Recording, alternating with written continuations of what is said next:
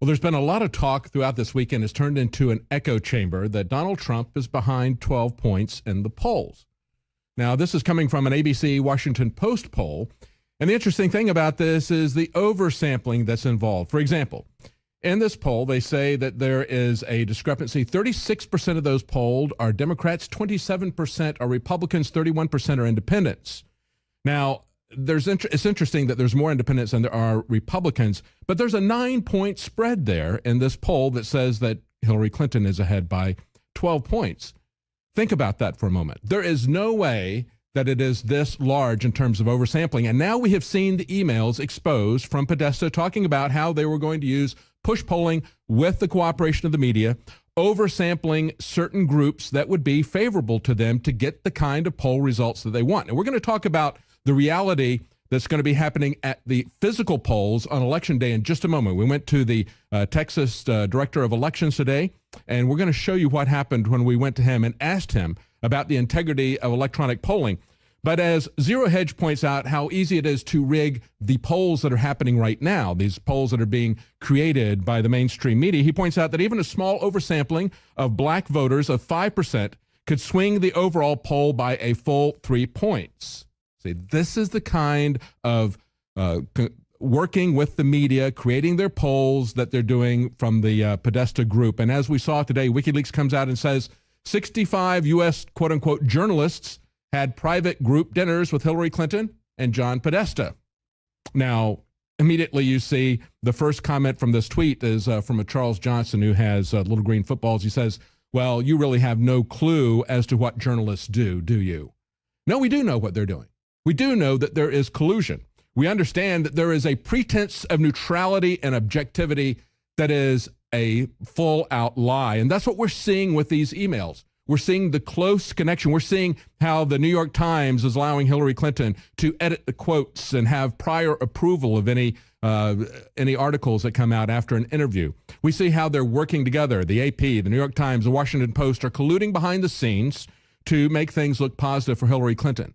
That's the issue. If they want to come out and say that this is an opinion poll, fine. But they're putting these things out as if they're not opinion polls, as if they're not push polls. See, if it's an opinion organization, they should say that. They should say this is an op-ed piece. But they put this out as if it was objective. They put these polls out as if the polls were objective. Now, what we did today when we went to the Texas Director of Elections under the Secretary of State, we went to him specifically because a lot of people here in Texas are very concerned about what they saw during the primaries. They're concerned about what's happening with the electronic voting machines. And this is not just a problem in Texas. This is a nationwide issue. You as a voter, as a citizen, need to understand not only what their long-term strategy is, but you need to understand what their near-term tactics are going to be. How are they going to rig this election? And it's very interesting to see this push towards electronic voting machines that was really promulgated on the problems that we had, or real or imagined, around the 2000 election with Al Gore and George W. Bush.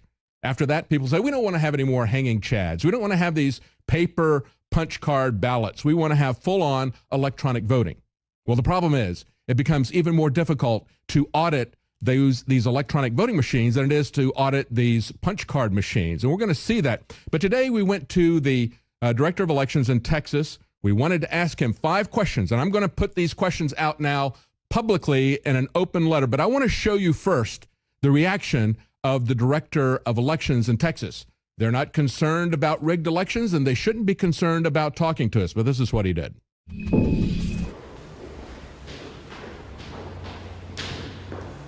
Hi, Mr. Ingram.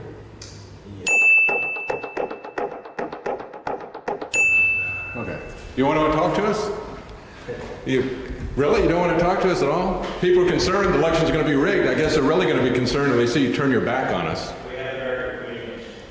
Yeah. Well, can I talk to him? Will anybody here talk to us? Or do you want to rig this?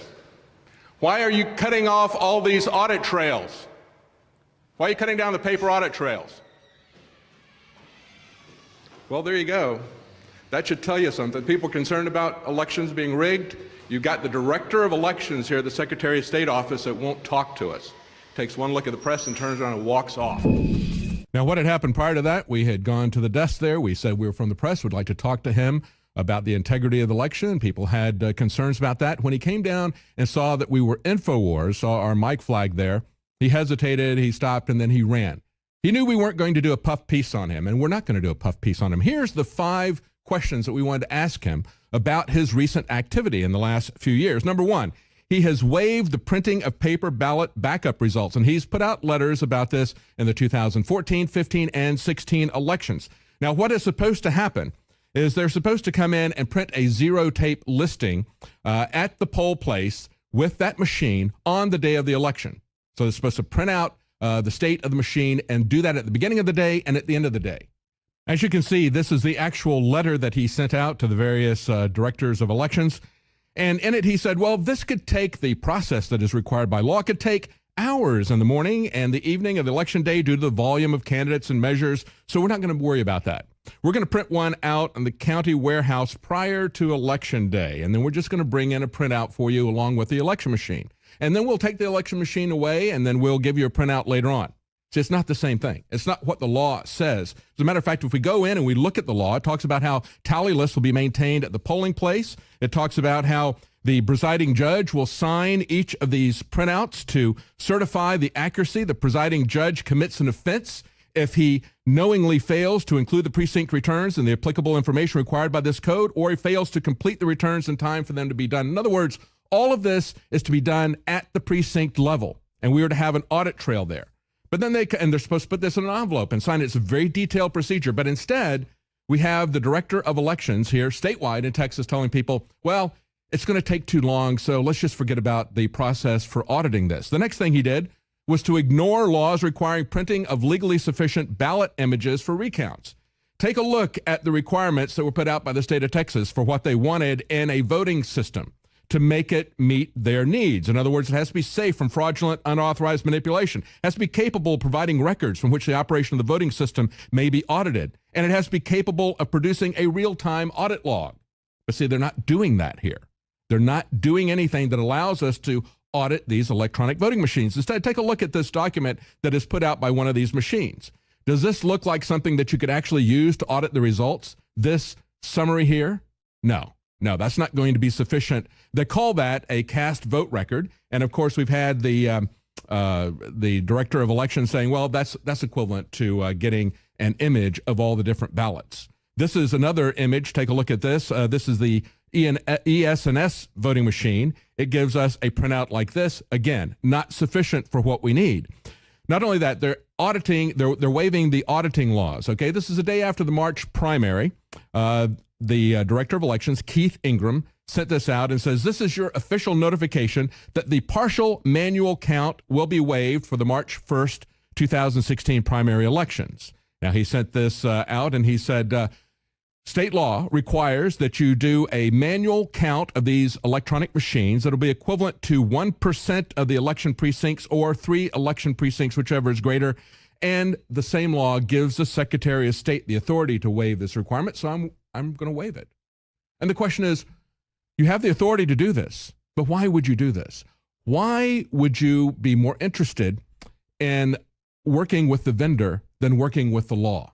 Why are we making things expedient for the vendors rather than focusing on the integrity of the election itself? That's why we see senators and the public pushing back against this. We had State Senator Bob Hall say, due to an increasing number of complaints, it's time for Texas Election Division Office to take immediate decisive action to rescind all waivers issued by that office, to instruct all Texas counties using electronic voting systems to consistently adhere to all election laws. Another state senator, Don Huffines, issued a statement saying the state's chief election officers must reconsider and redraft their proposed election rules to pursue more real-time paper records and backups and not fewer. And Senator Huffines gets it exactly. He said the comfort and the convenience of election administrators should not take priority over the voters' confidence and the election integrity.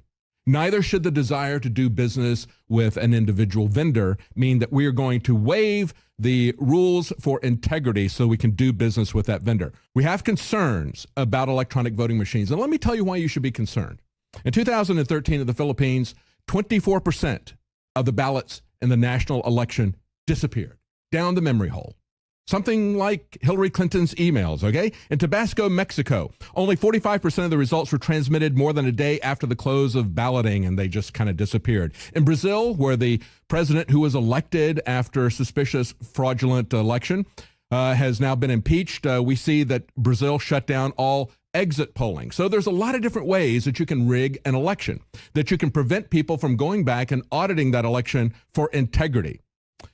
Auditing is a very important process, and as I said before, we see that the director of elections here in Texas that would not talk to us, that turned his back on us and walked up the stairs, we have seen that he has waived the requirement of printing paper backup ballots at the election location as is required by law. He's ignored laws that require the printing of legally sufficient ballot images for recounts. And, of course, he's claiming that these cast vote records are equivalent to ballot images, okay, for recounts. He also has shut down the manual recount of a portion of the ballots whenever electronic machines are used, like 1% to be recounted manually just to make sure the machine is working. As a quick check against that, that was put in the state code.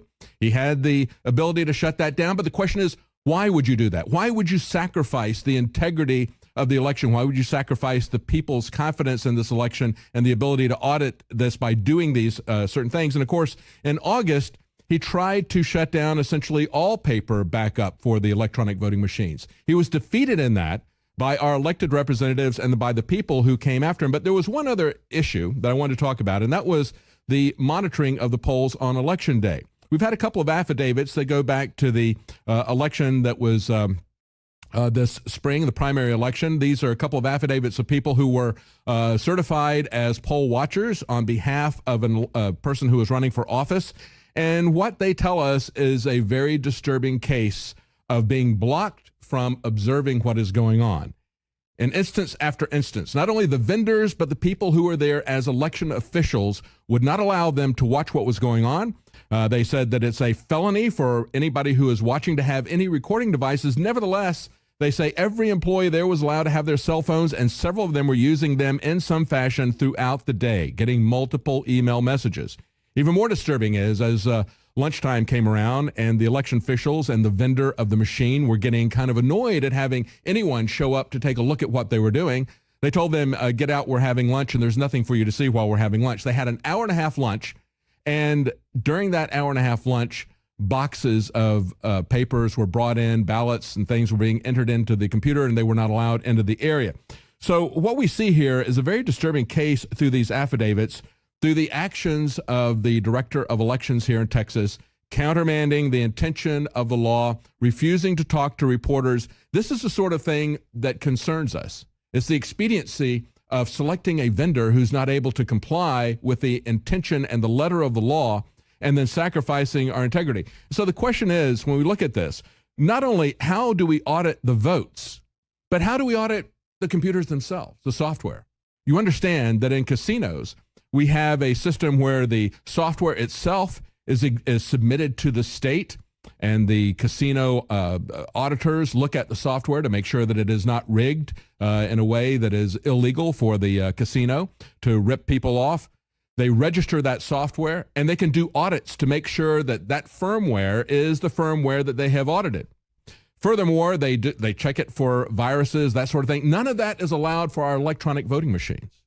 Viruses could be on it. As a matter of fact, we've seen report after report after report where they go in, they take over. It's usually some college students working with a professor, and they go in and very easily take over a voting machine, put a virus on there with a thumb drive. It changes the votes, flips a certain number of votes, whatever percentage they want to flip from candidate A to candidate B, and then erases itself and all traces that it even existed. So that goes even beyond the ability to audit the votes. How do we audit the software? As Wired Magazine points out, most of this electronic voting machine software runs on Windows XP, a system that has not had a security update since April of 2014. That is the issue before us. That's why we need to be concerned and make sure that we have auditing processes in here as